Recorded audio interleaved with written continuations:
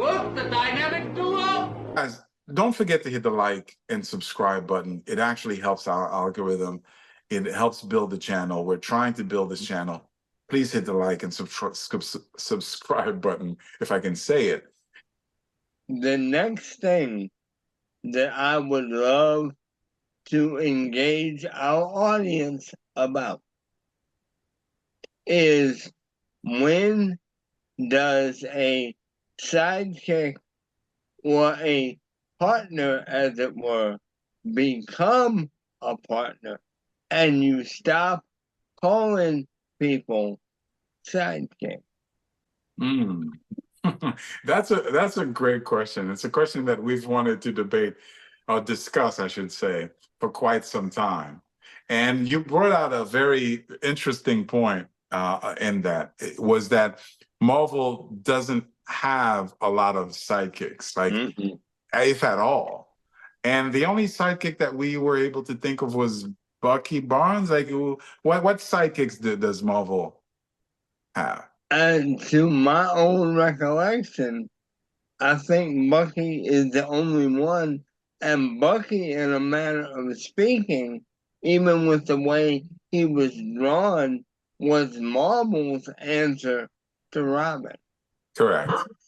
And I always found it funny, even though the 66 material for TV was campy and silly and in the age of the ridiculous and sublime.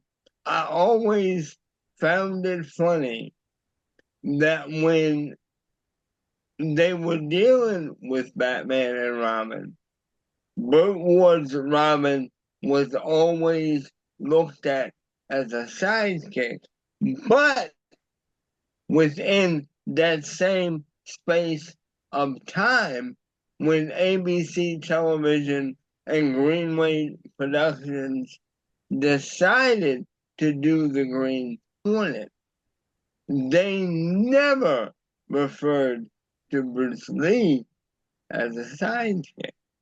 Oh, is that right? So Mm-hmm. Kato was not, I don't know the Green Hornet. Shame on me, I know. So Kato was not Green Hornet's sidekick?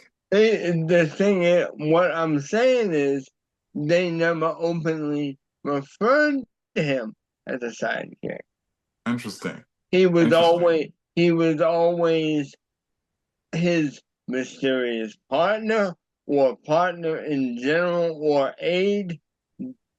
The only time that I've ever known Kato to be called a sidekick was, there was an ad campaign that was done for one of the cable channels a few years back that picked up the Green Hornet, and they were showing the shows. And the announcer ended up saying, the Green Hornet's sidekick packs a punch. But when they were creating the show and putting everything together, Bruce Lee was not considered a sidekick. What's your view on the whole sidekick thing? So obviously we've established that it's a DC thing, and Marvel, literally, it must have been a conscious decision not to do that, because while Bucky Barnes was Captain America's sidekick, the Captain America comic books didn't have Bucky Barnes. Like, it was in his past. So what's your view on the sidekick? Is something that you approve, disapprove? What do you think? Why do you think Marvel did not include sidekicks in their lineup? Do you agree with that decision? What's your thought on the sidekick thing? Well, a lot of it simply comes down to the fact that Stan Lee has said repeatedly in the past he hated the fact that the sidekick part of it was always a kid. Yeah. He did not like that. So, as you said, they stayed away from the whole conscious thing of, let's make him a sidekick. Yeah. Even though the word was used, I have to admit that for me, sidekicks never fit. Even when I was a kid and would read Batman comic books or any of the others that included junior partners like with the Green Arrow and Speedy or Kid Flash or what have you, even though they were given, you know, corny and kiddish titles, I always saw them as being partners for the primary hero instead of sidekick. I've Interesting. I've never looked at any of them as just being, because to me sidekick means you're a throwaway, Yeah. and it's not fair to the character. I mean, not to drone on about Batman and Robin, but ladies and gentlemen, let's think about this for a minute. Robin was pinned in as a sidekick, but he was trained and taught how to hold his own against one of the greatest crime fighters and superheroes in history. And you're going to tell me he's a throwaway character?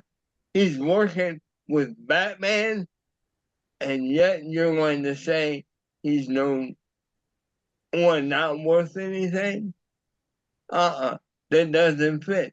It also does not fit for Kid Flash or even for Speedy or Wonder Girl or any of the other characters you can think about. It's not a fair title.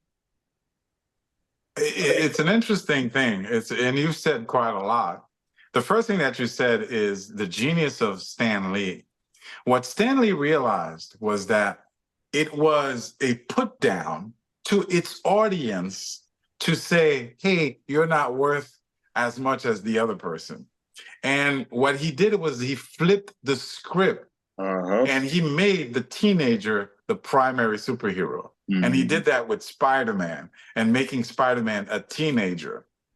And contrary to popular belief, especially this new generation belief, people think that Spider-Man, Peter Parker, was like looking for a father figure. Oh, Tony Stark, and oh my God, Tony Stark, and Captain America, I look up to you so much. No way. Stan Lee's original. I had a debate with this with people on online before, not too long ago, where they're like, "Oh, that's just who Spider-Man is. He's a kid, he's a teenager."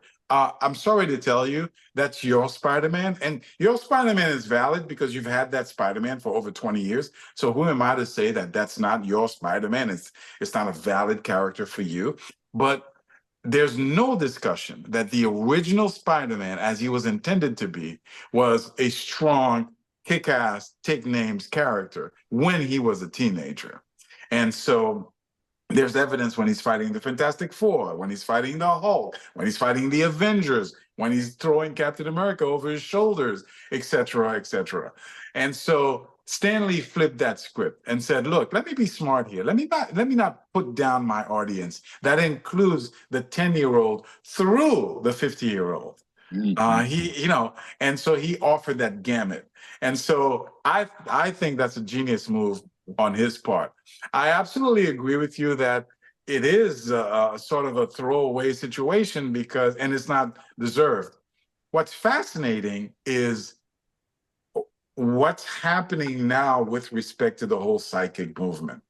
And nothing depicts that conflict better than the Young Justice. Young Justice as a cartoon, by the way, is the highest quality that you can find out there. I mean, to me, it's just masterful. The acting, the directing, the storytelling, it is just above and beyond, in my opinion. And I don't think that cartoon gets the credit that it deserves. But started in Marv Wolfman, whom we had the pleasure of interviewing, but started in Marv Wolfman and George Perez started analyzing the whole idea of what does it do into the psyche of the sidekick. And what pressure does it put on the sidekick? How legitimate, how do they feel? And they did a fantastic storyline of depicting Robin's anger at being a sidekick and the Teen Titans. That was just brilliant stuff. And the conflict of being devoted to the guy and yet wanting to be independent and kind of hating him for treating you like a kid, all the way until until Robin gives up the mantle of Robin and becomes Nightwing, his own legitimate superhero. Young Justice takes that to the next level and analyzes it not just with Nightwing, but with Speedy and with Kid Flash and they're fantastic shows, animated shows where these guys are like, well, wait a second, enough with the sidekick business. Yes. And Speedy was Green Arrow's sidekick. Green Arrow's sidekick, yeah. And his arc was even darker than that. Like, he completely rejected that. And so that's a fascinating thing of seeing the arc of the sidekick getting out of the sidekick world to try to claim their own legitimacy. So it's a very complex, interesting issue. It is interesting that Marvel went against that. I think it's genius. And I think that I think the mistake is the difference between sidekick and partner. Marvel had partners. So Captain America and the Falcon, it was Captain America and the Falcon, and they both had top billing. And this was happening at a time in the 70s where, we don't have the equality that we have today from a racial point of view. And so it's one thing you can have a partner. It's another thing to have a sidekick. And so I think Marvel did it right. Not that I have anything against sidekicks, but I think Marvel did it right. And I think that Stan Lee was a genius to take that approach. I couldn't agree with you more. Personally, even though I know Titans is over as a series, I think it should be and could be resurrected as Young Justice, and I really think it should be. Yeah. I think Warner Brothers is making a mistake leaving it in the dust. Do I think it needs to be a movie? No. I think too much of the story is splintered to the point where trying to do a movie would be problematic, but they need to bring it back and do it as a full-blown series. And don't cut corners, do the whole thing and do it from the beginning. Listen, I think that, and I'm going to say, I think the same thing that you're saying. I think it's very simple, Kevin. I think it's very, very simple. All you have to do is retell what has worked. Go back to the comic books and tell me those stories as authentically and as accurately as possible. There may be some changes here and there. Walking Dead it, One Piece it, Avatar it, but tell me that story.